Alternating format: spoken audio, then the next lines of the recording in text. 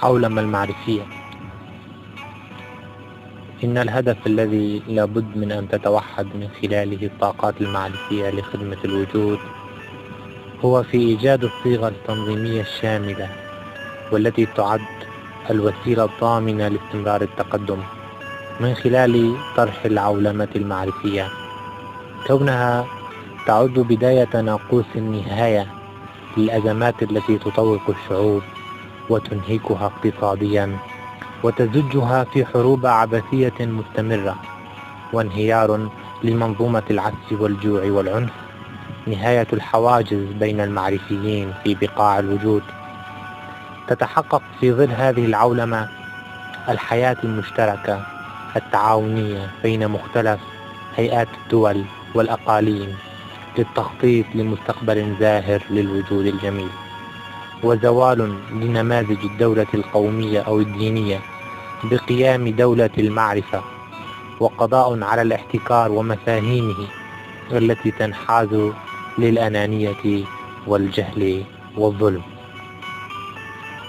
إن ثقافة الاختلاف مجهود معرفي بامتياز، وإبراز جميل لفسيفساء الانتماءات الراقية والإبداعات القيمة، وتدفق غزير للعطاءات والإمكانات، وصون للموروث الذي تتعدد من خلاله أنماط الحياة لدى الشعوب، وإبراز لها من خلال الإبداع، وقضاء على الديكتاتورية، وصون لحقوق الإنسان. فالتأمل من طباع المدرك للنفس ولعظمة الوجود وطاقات الجمال، فلا سبيل لوحدة وتماسك المجتمعات إلا في ظل المعرفة. والوحدة نعني بها زوال أسباب الفوضى والانهيار القيمي، وليس معناه إلغاء أدوار الفئات والألوان والأطياف الاجتماعية التي تتعايش بخصائصها مع بعضها. إن الحواجز تسهم في زيادة العبء الحياتي، فالطوائف والمذاهب والأديان والقوميات هي ألوان تنشد العدل والطمأنينة لمن يستكشف عن عمق أسباب نشوئها بين الناس. لذا يعمل المعرفيون على طرح المعرفة كنسيج يغطي هذه الألوان ليجعلها أكثر جمالا وبريقا وصفاء.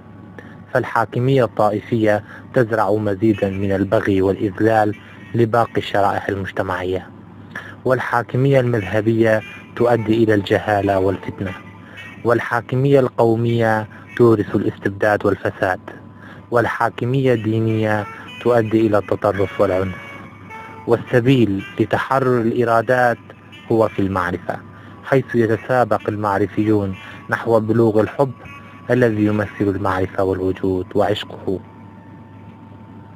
فالمعرفيون يتفقون على تمثل الوجود وسبر المعرفة وإطلاق المحبة بين الناس، كونها سبيل لعودة الإنسان العاقل إلى الحضارة والتميز والانتماء، ولأنها كل منسجم وواحد، حيث أن الخير ينتمي للوجود والجمال معرفة وحب. إذن فالحب والوجود والمعرفة قيم أولى، فالحب معبود القيم ويعود إلى الوجود الذي تنبثق من ضمنها المعرفة التي ينشد المعرفيون في طلبها. المعرفة مزيج من اقتران الحب بالوجود عن طريق الإنسان المدرك، ومتى ما أعمل أدواته في فهم هذه الفلسفة يسمى بالإنسان المعرفي، وينتمي لمنظومة المعرفة لأنه يبني طاقة لا تبور في البناء والنظام.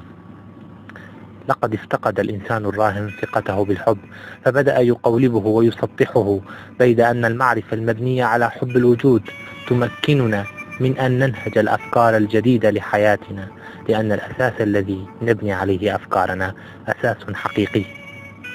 إن العقيدة التي لا تخضع للجمود والاندثار، والتي تظل جلية مدى اتساع الكون والحياة، هي في المعرفة التي تفتح آفاق الإنسان وتجعل روحه أقرب إلى الطبيعة، التي ولع بها المعرفي زرادشت، والذي تمثل نيتشه في رائعته الفكرية. هكذا تكلم زرادشت: والحب هو الله الخالد، خلود اتحاد المادة بالروح، وهو الكائن في المعرفة والجلي بوحدة الوجود. فالمعرفة هي القيمة العليا التي تتوحد من خلالها نداءات الإنسانية جمعاء، والعقيدة الشاملة في المعرفة لأنها متغيرة ومتبدلة. أما العقائد الثابتة فهي أسيرة عصرها وجماعتها وفئتها المتقوقعة على مصالحها، وهي عقيدة معرضة للانحراف والتشويه. إن ثوابت قائمة على المعرفة التي لا تحد من طاقة التغيير، وليس المقصود بالثوابت المواقف الآنية. إن الثابت في الحب هو العطاء، لأنها سمة الوجود تجاهنا، ونحن نتعلم العطاء بالمعرفة والحب. فالثوابت النفعية ثوابت زائفة تخفي وراء الكواليس أو في العلن نقائضها.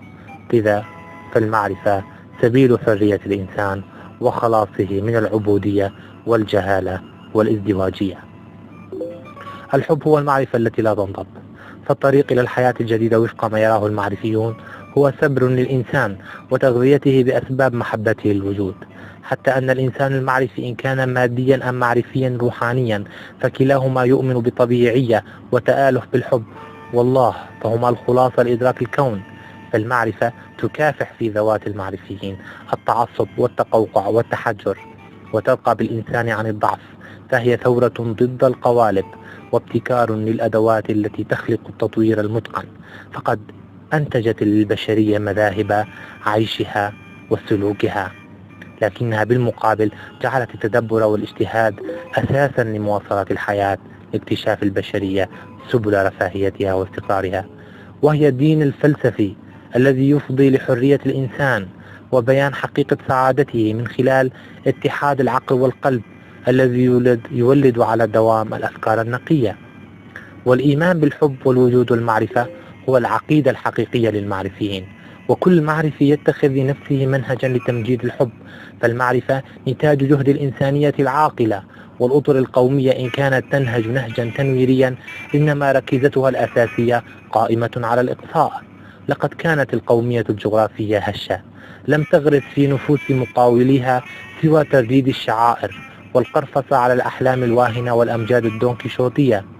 فالروح المعرفية أضخم طاقة قادرة على بث الحياة مجددا في روح الأمم المستسلمة لثبات النقوص والهرولة.